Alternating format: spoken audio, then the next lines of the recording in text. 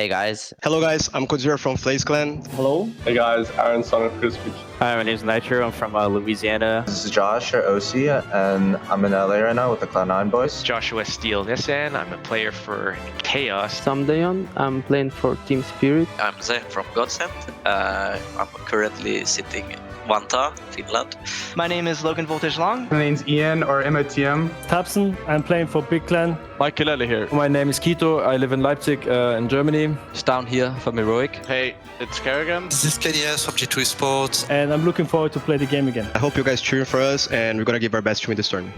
We're gonna show you how good we are in this tournament. You can believe us. All of us are more excited than ever to compete. So make sure that you're tuning in and watching us play some sick Counter-Strike this week. We love every second of it. So keep supporting, keep watching. See you in the games. Mucho lovo to you. Big kisses.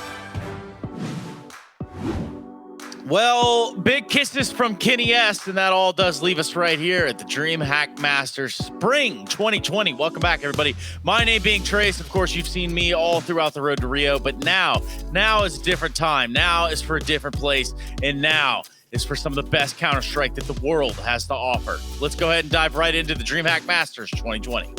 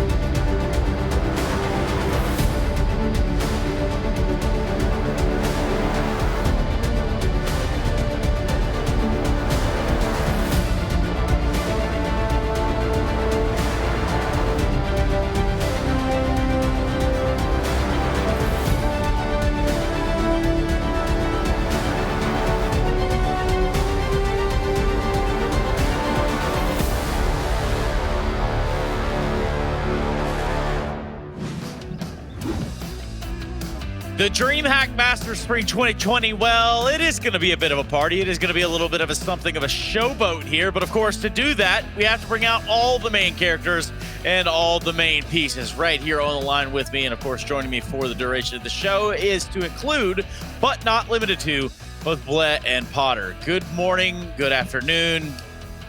Not quite good evening. Night. Yeah, good evening. Good evening. Yeah, what time is it where you are, Christine? Currently it is 6:23 a.m. for me. Oh wow. Yeah, it's pretty early, but I'm ready to go. I'm ready to see some Counter-Strike action. Yeah, and there's just been a ton of it all around the board. Obviously, the road to Rio wrapping up.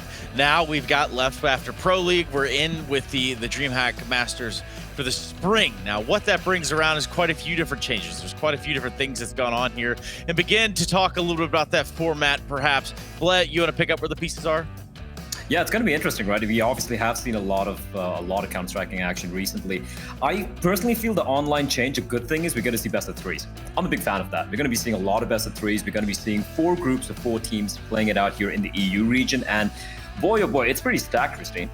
It really is. It really is very stacked. I mean, on the EU side of things, we're going to have 16 teams participating. I mean, we're going to have 4 teams in each group, 4 groups in total, and best of 3 round robins. So it's going to be a lot of Counter-Strike jam-packed. And you're absolutely right. I mean, it does bode well because it's online. But on the negative side of the fact that it being online is we just saw Liquid losing match after match, round after round, and I think that online aspect, the extra oomph that you kind of have when you're in that LAN environment, we're missing that factor. So I think a lot of these teams and players, they're going to be missing that.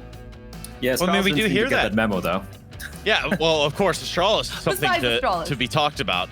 Astralis now seemingly taking over the world, or at least all the players from it. No, but in reality, if you think about it, I think you're on the right path right there, Christine. It's always going to have that asterisk about it not being on LAN and how that's different. Many players have talked about that. Can you give us some insight as to, what you're thinking of the non-LAN aspect of this? How that affects online play, rather? You know, I mean, it affects the mentality, right? And it's that oomph that I was talking about in those close, tight rounds when a player makes a small mistake, because not that they're not caring about the match, because obviously they do care, but when you're in a stadium, when you've got crowd cheering, when you've got your teammates to your left and right, these matches and these rounds, they matter just a little bit more. So we're missing that slight oomph in these online matches, I think. Yeah, and speaking of oomph, Bleh, why don't you go give us a breeze through the groups here? We have it all kind of unfolded in front of us. That's a lot of Counter-Strike to be played, not to mention the format that we did go over. I want to talk a little bit about the teams at hand. So, Bleh, let's talk a little about what's sparking your interest here within the groups itself. Group A, definitely, right? You have Astralis and G2. I'm waiting to see that rematch. G2 really didn't show up in the finals of the Road to Rio ESL 1. So Astralis, G2, second place team right now in HLTV rankings. I do believe once that gets updated, Astralis will still be the kings here. We have G2, we have North and Heroic, two teams who have been kind of struggling of late, but obviously a lot of storylines here, especially, you know, with Estai getting picked up by Astralis from Heroic and the recent changes. That's going to be interesting. Group B, we got Mouse Sports, we got Mad Lions, Big in Complexity. The big two names there being, ironically, Mouse and Mad Lions. Big in Complexity, they had some pretty good showings initially beginning of the year, some of the DreamHack Opens, but apart from that, nothing too crazy. Group C, two massive names there, right? Fnatic and FaZe. Fnatic, they've been kind of quiet in the Road to Rio. They've been looking to bounce back. FaZe have looked so good so far. I want to see that form continue. But Godsend and Spirit did win the CIS Road to Rio, so they've been looking very solid as well. Godsend have had their flashes of brilliance. And finally, in Group D, you think it'd be the last group. We wouldn't have that many good teams, but you have Na'Vi, who disappointed sorely in the CIS Road to Rio. They're going to be back with a vengeance. We have Vitality, of course, NIP, the new NIP, who have, in my books, they've been very impressive so far. And of course, ENCE, who would be looking to make things a little bit interesting with their 6th player signing. Wait, interesting? Did you do that on purpose, or are we just I right there? I think it was great. I thought it was great personally. Christine, what are you thinking? Though we got a whole plethora of teams here, not just limited to Europe either. And overall, what are we thinking? I mean, overall, I'm thinking my favorite, gosh, I don't think you can be disappointed with picking any of these teams as your favorite, but I'm certainly looking towards Na'Vi in Group D the most here. I think, you know, Boomich, he's finally solidified his aggressive playstyle within that squad. So, I mean, after their first place finish at IM Katowice, surely this event is going to be the one where they come out with a banger. Yeah, you would think so. Now, for the North American side of things, there are some powerhouses here, at least within the confines of North America. Obviously, Liquid would be normally the one that we would talk about. I want to talk about Furia and what they've been able to accomplish. It's sort of the tenacity that they put themselves up as #1 in Brazil with. Yeah, tenacity for sure. And I mean, even in their most recent matches versus Liquid, I mean, they bested them, I believe, out of 9 maps, they've beat them 6 times now. And it's just not something that we could have said in 2019, was that Furia was consistently beating Team Liquid. So right now in the mid 2020, things in North America are looking a bit shaky. We've got Furia, we've got Gen G, Cloud9, Evil Geniuses, all of these teams kind of trying to be that top North American contender, especially because Liquid are just looking a little bit weaker than they did in 2019. Yeah, what's your take on the NA side here, Bled? Do you see anything? I mean, I personally, outside of watching Furia sort of kind of grow and mature as a lineup and become, I guess, the lethal force that they are, I'm looking at teams like Gen G, for example. Yeah, Gen G have been very impressive of late, right? With the Bentet signing, I personally am very happy about him. You know, finally Agency is doing something reasonable. Yes. We got Cloud9 as well. They've impressed, but I agree with Christine. It's the fact that right now the throne is vacant. There's no one who is the king of NACS right now. Furia looked the closest contender. Liquid have just been struggling with the online games taking place. And honestly, I get the excuses, right? It's not a LAN environment. It's a different thing altogether. It's different to play on stage and then, you know, playing from the comfort of your own homes. But at one point, the excuses have to stop. They need to step up or they need to shut up. I'm sorry. You need to perform.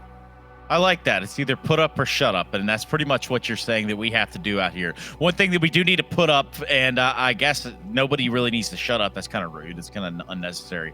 One thing that we do need to do is thank those that made this very much possible to do this from the comfort of our own homes or other people's homes. That's going to be our sponsors right here. As you can take a look, Corsair, Intel, Monster, as always, right here behind the DreamHack project, and that's not going to be limited to AT&T and Betway. Now, excuse me and pardon the interruption, everyone.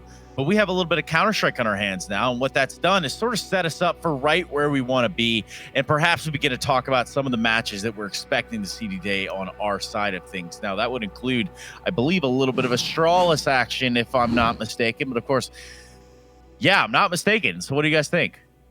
Oh, this is exciting. Like the opening matchup, right? It's just been, I think, a few hours since Glaive announced that he's stepping down for a while due to obviously, getting burnt out, and complete understandable. I believe that's something that players should be watching out for, health and mental health above everything else, right? But what makes it interesting is Yugi coming in. Now, I don't know about the rest of you guys. I have not been convinced by Yugi in quite a while. He has really struggled.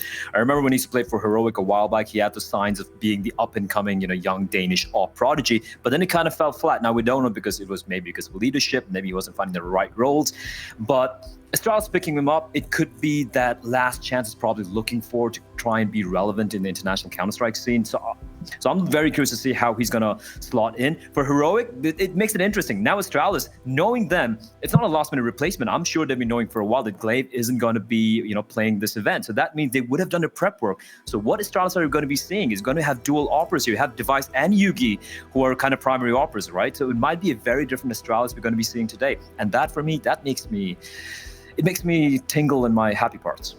Whoa! All right. Well, that's some pretty interesting stuff. How does that make you feel, Christine? About the happy parts or about Astralis? No, I was thinking Heroic? more about. I'm talking about my brain. I don't know what Astralis you're Heroic. about. I'm not entirely sure what you guys are talking about. Actually, hold on. I've got something going on here. Thank you. Oh wow! But please carry on, Christine. Wow. I don't have makeup. Yeah, that's crazy. Well, okay, to continue on about I'm in the middle of Astralis something Heroic right here. Middle of something.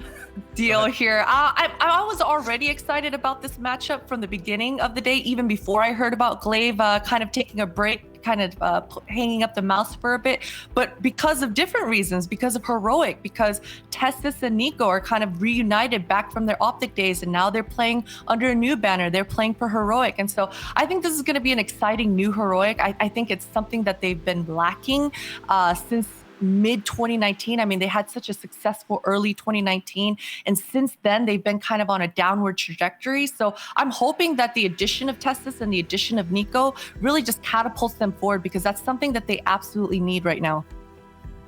Well, okay, so with Testis and Nico, though, we're thinking then that's going to be the big difference maker. Is that where you're putting all your chips right there, Christine? I think so. I mean, Testis absolutely turned a lot of heads at Flashpoint 1 just a few weeks ago. I mean, he was a player that not a lot of fans were impressed with when he first joined Optic, I believe in early 2018. But in Flashpoint 1 under Copenhagen Flames, it was a different sort of Testis. He had a lot of confidence, the aggression, the amount of duels that he was willing to take across the map. This is a more mobile Testis than we're quite used to seeing. So I think that sort of confidence is going to bode well going into Heroic, because Stavin, Borup, Cadian, these guys need that type of confidence on their side. Yes, speaking of confidence, I think it is still something to be had there with the conversation of online versus LAN, and just what confidence does to you online. I've heard so many different players over the course of the road to Rio talk about, hey, this is not how they would play it on LAN, which is a very interesting sort of subject to dive into. And if you've really never experienced it, it's kind of hard to understand. Is that about the best way to adequate it there, Christine?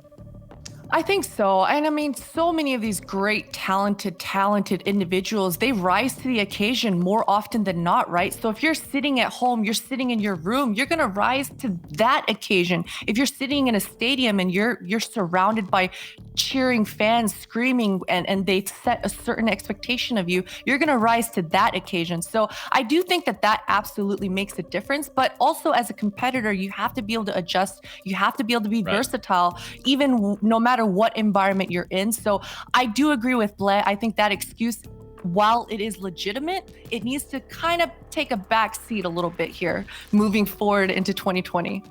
Yeah, it's kind of ran its course, huh, Blay? It has indeed.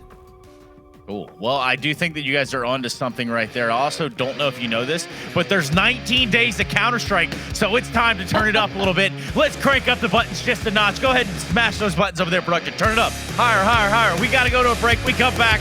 We've got our first game of the day, ladies and gentlemen. A little bit of Astralis taking on their friends in Heroic. We will be right back with this.